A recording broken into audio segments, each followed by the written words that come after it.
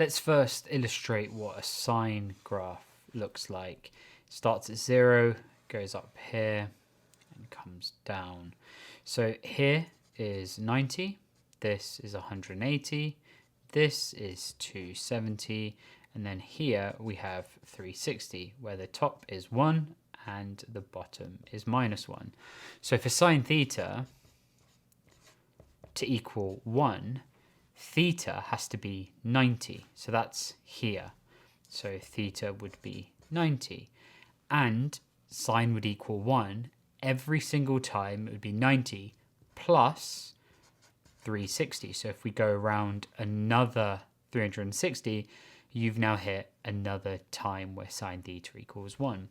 So we've got a kind of general formula where k is the number of cycles where sine theta would equal 1. So if we apply this to the equation, sine 2x would equal 1, we would take this 2x and make it equal to 90 plus 360k, and now we can obviously divide by 2, so you're going to get x equals 45 plus 180k, and let's put k equals 0.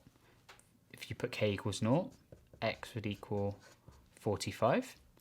Let's put k equals 2, x will equal 225, k equals -1, x would equal minus 135, but this is not in the interval, so we don't care.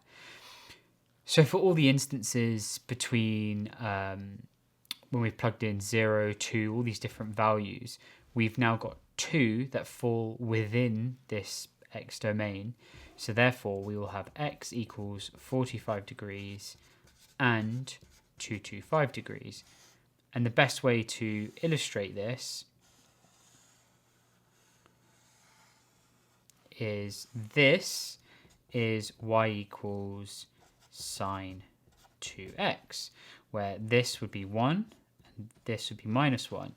And all of these values here would be halved. So you've got 90, that's 180, this is 135, here is 225, that is 270, this is 315, and this is 360. So the times where sine 2x equals 1 is 45 and 225.